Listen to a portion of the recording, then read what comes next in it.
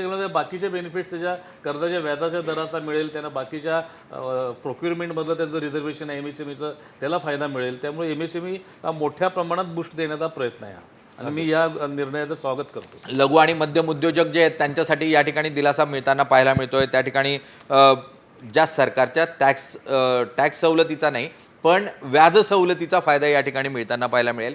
बँकेमध्ये कर्ज हे स्वस्त दरानं मिळेल, त्यातल्या ज्या सबसिडीज आहेत त्या मिळतील, कारण MSMEसाठी सबसिडीज पण आहेत. त्या सबसिडीज थेटपणे या छोट्या उद्योगांना मिळवणं शक्य होणार आहे आणि त्यासाठीचा म्हणून मोठ्या ब्रॅकेटमधले चेंजेस 10 कोटीवरून 100 कोटीपर्यंत मध्यम उद्योगांची स्वरूप वाढवलेलं आहे आणि 10 कोटीपर्यंत लघु जे सगळ्यात छोटे उद्योग आहेत त्यांना 10 कोटीपर्यंतची मर्यादा केलेली आहे. त्यामुळे 10 कोटीपर्यंत ज्यांचा टर्नओव्हर आहे ते आता लघु उद्योजक म्हणून बघितले जातील, मायक्रो सूक्ष्म म्हणून बघितले जातील. त्याचा फायदा निश्चितपणे या ठिकाणी होताना पाहायला मिळेल. मी वाळिंबे सरांकडे जातो परत, मी नंतर विजयजींकडे पण येणार आहेत. वाळिंबे सर, या ठिकाणी कॉर्पोरेट टॅक्सचाही खूप मोठा उल्लेख नाही किंवा तुमचा अगदी जिव्हाळ्याचा विषय असलेला तो म्हणजे कॅपिटल गेन टॅक्स, या संदर्भातही कोणता उल्लेख दिसत नाही आहे.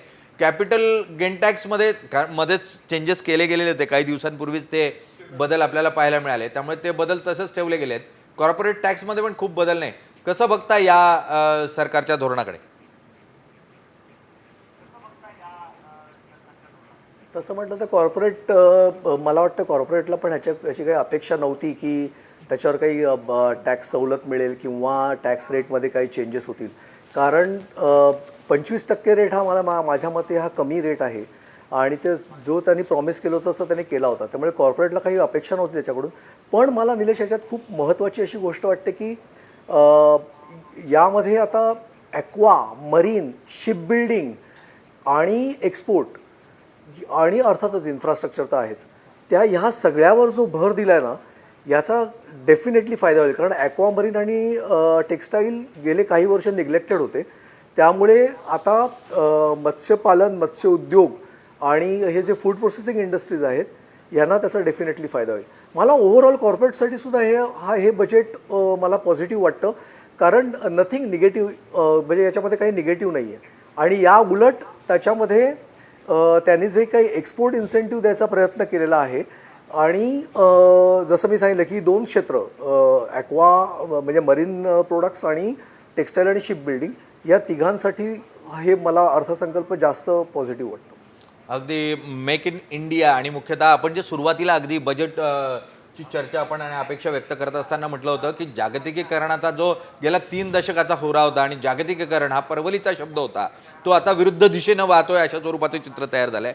आणि आता प्रादेशिक वादाकडे आपण येतोय. जागतिकीकरणामध्ये पण प्रादेशिक अशा स्वरूपाचा वाद जो आहे तो राजकारणात आहेच, पण तो अर्थकारणात पण आता प्रादेशिक वाद जो आहे तो खूप मोठ्या प्रमाणावर वाढताना आपल्याला पाहायला मिळणार आहे. आणि त्यात आता प्रत्येक देशानं स्वतःच्या कन्झम्पशन लेवलवर स्वतःचं मॅन्युफॅक्चरिंग वाढवणं खूप गरजेचं ठरणार आहे. आणि त्यासाठी सरकारनं घेतलेला अत्यंत महत्त्वपूर्ण निर्णय म्हणून या निर्णयाकडे आपण बघू शकतो. जर भारतात आपण एखादी गोष्ट विक्री करतोय तर किंवा त्याचा वापर करतोय तर त्याचा इम्पोर्ट न करता आपण स्वतःच ते प्रॉडक्ट कसे तयार करू या दृष्टीने भर दिसतोय या ठिकाणी.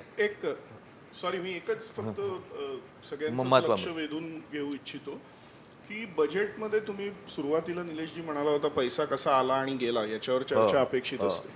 तुमच्या असं लक्षात येईल की एकूण मिळून जे सगळे भाषण होतं त्याच्यातल्या 60 ते 70% गोष्टी ह्या फायनान्सच्या स्वरूपात होत्या. ओके. ती सरकारने दिलेला थेट सबसिडी म्हणा किंवा खर्च म्हणा किंवा अशा स्वरूपाचं नव्हतं. तर आम्ही एक फंड क्रिएट करू, त्याच्यातनं फायनान्स करू आणि finance is to be return. त्यामुळे एक प्रकारे सरकारची ती इन्व्हेस्टमेंट होती, सरकारचा खर्च नव्हता. तर ह्या दृष्टीने विचार करणं या सगळ्या गोष्टीत महत्त्वाचं ठरतं. कारण आत्ताच ललितजी म्हणाले त्याप्रमाणे प्रत्यक्ष फायनान्स मिळतो किती हे एक चॅलेंजिंग गोष्ट असते. तुलनेत सरकारने जर एखादा थेट खर्च करायचं ठरवलं असेल तर तो होणं तुलनेत सोपं असतं. फायनान्स मिळण्यासाठी समोरच्या बाजूची पण एलिजिबिलिटी सिद्ध होणं हे एक मोठं आव्हानात्मक असतं. सो कुठलंही चर्चा करताना किंवा कुठलेही आकडे म्हणताना ते खर्चाचे आहेत का गुंतवणुकीचे आहेत याच्याकडे थोडं नाही, मुख्यतः गुंतवणूक करण्याचा हेतू दाखवणं हेही सकारात्मक आहे असं मानायला काही हरकत नाही.